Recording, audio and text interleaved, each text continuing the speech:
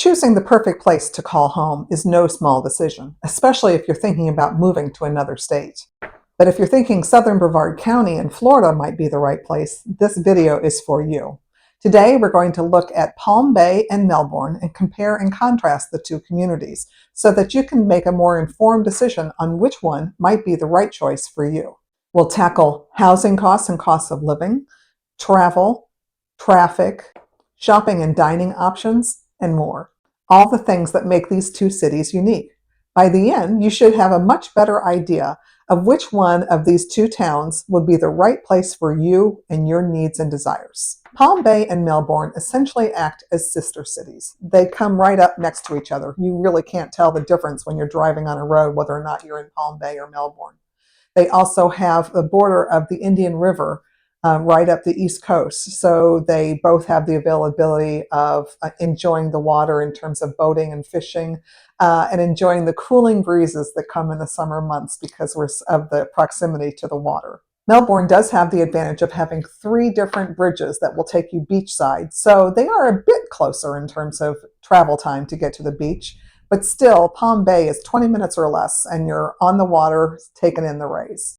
Both Palm Bay and Melbourne do have the advantage of having I-95 run right down the middle of them. That makes it highly accessible to get to other parts of the state or even out of the state in very little time. From this area, we can get to Miami in 3 hours, Tampa Bay in 2.5 hours, Daytona Beach in an hour and a half, and even Orlando and all the fun attractions that they have. You can get there in an hour to an hour and a half, depending on which part of town you want to go to. Because these communities are so close to one another, there really is a negligible difference when it comes to day-to-day cost of living, groceries, energy costs, even medical costs. I can go to Melbourne as easily as I can go to Palm Bay for any of these things.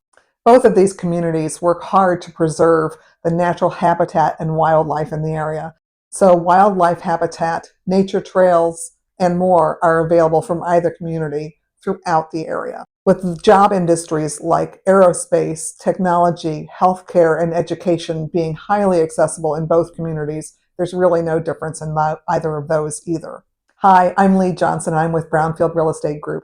I am a realtor, and I specialize in working with clients that are considering relocating to the area.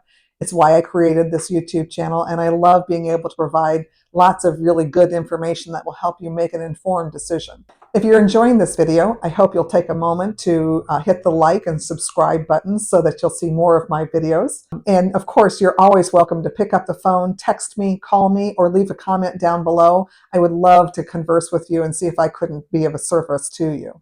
Now let's get back to making a decision on Palm Bay or Melbourne. So how do you choose between these two? Palm Bay and Melbourne both have their own individual flavors. Palm Bay is actually the larger of the two cities at 120,000 population, while Melbourne only has a population of about 85,000 people. But Palm Bay is actually the one that's more of a bedroom community. There are fewer shops, fewer places to go out to eat, but lots of different options in terms of housing and space. Melbourne has much more of an urban feel, lots of shopping, lots of dining, things to do. So if you're thinking that you want some extra space to kind of spread your wings to park your toys, grow a garden, maybe have some chickens, Palm Bay might be the right place for you. Melbourne is a more vibrant urban feel. So if you're more into the nightlife and having ready accessibility to those kinds of shops, then Melbourne might be the right choice. When it comes to real estate, Palm Bay stands out as the more budget-friendly option for first-time home buyers or maybe even empty nesters. There are fewer HOAs in the Palm Bay area, which means there are fewer planned communities. Of course, with planned communities come really nice amenities like tennis courts, workout facilities, swimming pools, but there are additional costs involved with that. So you tend to find that more in the Melbourne and Viera area. Because Melbourne has more HOA-type developments, that also means that the housing is more dense. The lots are smaller. There are more homes per square mile or per square acre even. As of December 2024, the median home price in Palm Bay was right around $330,000 or about $192 per square foot. On the other hand, the median home price for a home in Melbourne was almost $420,000 or $236 per square foot. That's a significant difference when you're looking at what your total mortgage cost might be or how much out of pocket you're going to be in purchasing your home. Of course, if you do decide to purchase a home in an HOA development, you will also have the additional charges for the amenities of either monthly or quarterly costs. Also, Viera, which is a part of Melbourne, will have what's called CDD costs, which is for that entire planned community. So you have both have your mortgage, your CDD costs, and your HOA costs to take into account when you're thinking about your budget. It is important to note that these figures I gave you on average home costs are average median home costs. So that doesn't mean that that's the only thing you're going to find there. You can certainly find less expensive homes in Melbourne and more expensive homes in Palm Bay. There's some really beautiful things in Palm Bay, and there's some very neat little areas like in Melbourne in the O'Galley district is a much older part of the community, and you can find houses that are over 100 years old down there. I just completed my relocation guide and want to make it available to you. Go down in the comments, click on the link, and it'll be in your inbox in no time whatsoever. There's no obligation, but it's full of information, even more than what you can find in this video in terms of school and housing opportunities and jobs and things like that. So take a quick moment and do that right now. Traffic tells its own story.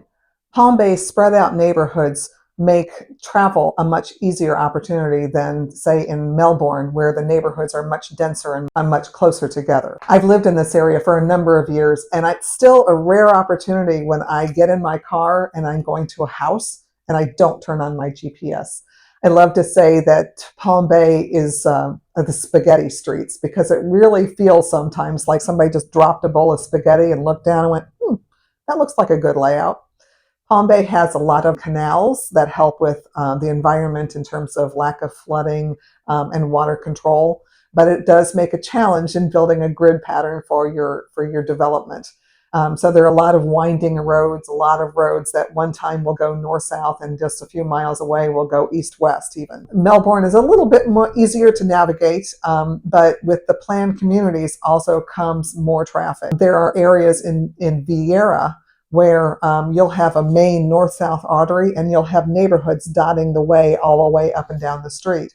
Well, that means all those homes are feeding into that one main north-south road in terms of traffic.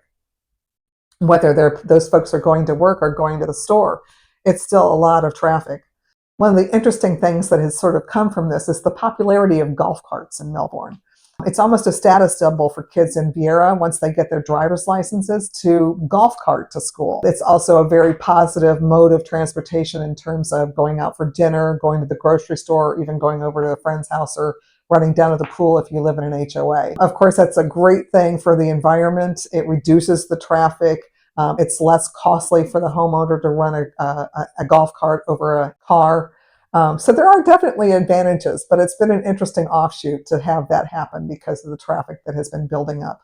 So what is shopping like in these two communities? Melbourne has a wide variety. There's the original historic downtown Melbourne, which is a wonderful little street that has dotted shops on either side of it, great restaurants, lots of nightlife, and local stores to go to. The O'Galley Arts District is a really neat place. It's right on the water, very art-centric. So there's even an art museum in the area, lots of art galleries. Definitely a fun area to go to. They do also have a lot of activities and things going on in that area. Then there's the old-fashioned style Melbourne Mall, which is an enclosed shopping center. The Avenue Viera in Viera is a huge, beautiful shopping mall where you can find a lot more of the national names that you're used to seeing, like Nordstrom Rack and Lilly Pulitzer, even Bonefish Grill, those kinds of stores. And it's a huge mall, a very exciting, fun place to go. There's also Hammock Landing, which has lots of everyday conveniences like Kohl's, and there's a Publix there. Lots of more regional stores, but great everyday living type of stores to go shopping in. Last but not least, there's a new development going in called The Crossings, which will have a huge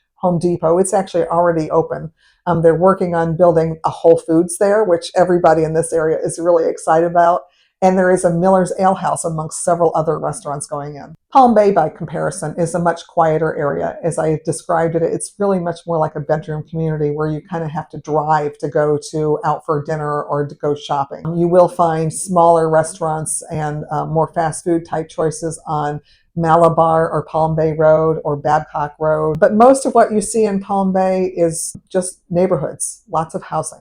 In terms of travel, you have a wide variety of choices. I've already told you about the convenience of having I-95 literally right in our backyard, but there are several other options as well.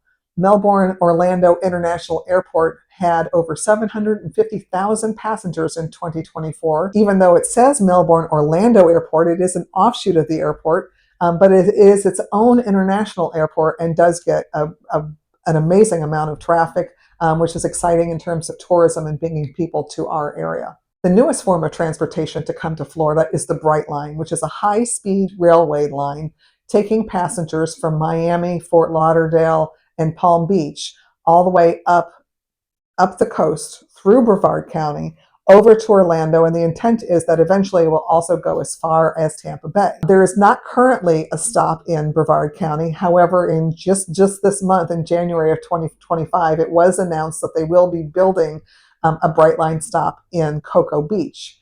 Also, Melbourne has shown a great deal of interest in having a stop, so don't be surprised when you see a Brightline stop coming to the neighborhood near you. We are a fast-growing area, so we should take a moment and talk about what's coming to the area, because things will change as these new developments happen. In Palm Bay, that means Sunterra Lakes. In South Palm Bay, it's one of the faster-growing parts of the community. There's an entire area just off of the highway, exit 166, that Sunterra will be building a 1,000-acre community. It will eventually have over 300 houses, a 125-acre lake with lots of activities surrounding that area. It will have over 400,000 square feet of commercial and retail space, which will be very unique for Palm Bay. Groundbreaking is expected to happen in the second quarter of 2025 this year. It will take some time to build 3,000 houses and 400,000 square feet of commercial space, but it will have a significant impact on the way Palm Bay looks and feels. It does also bring a promise of infrastructure with it, with new schools, a new fire station, and more, as that part of Palm Bay continues to grow and develop. In Melbourne, we have two new developments going in that's going to change in terms of tourism. Melbourne already has the Brevard Zoo, which is really quite popular. There's a new development going in that was an area of the Melbourne airport that was sold off called Lacuna. This development will be centered around a man-made lake with a beach even, lots of waterfront type of activities. There will be residential and commercial space available. So it'll be really interesting to see this area grow and develop. And then less than 5 miles away, right on the Indian River, will be a brand new Margaritaville.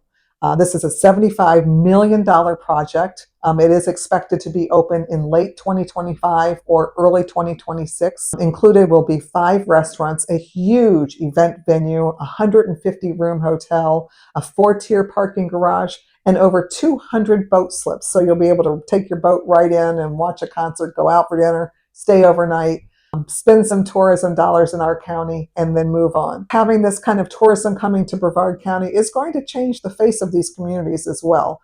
So you might want to take that into consideration when you're thinking whether you want to be right in the heart of things or you'd like a little bit more peace and quiet. Peaceful and spacious, or vibrant and exciting with lots of opportunities. Which one's for you? That's going to be up to you, but hopefully I've given you a lot of food for thought. If you have any questions or anything you want to ask me about or talk about, please don't hesitate to leave me a comment, pick up the phone and give me a call or give me a quick text message. I answer everything that you send my way. I would love the opportunity to help you find your next home. And if not, I look forward to lifting a glass with you at a nearby restaurant in the near future. Thanks for listening. Don't forget to check down below in the comments for that relocation guide, and like and subscribe while you're down there so you can see more of my videos. And I'll check you next time on the next video.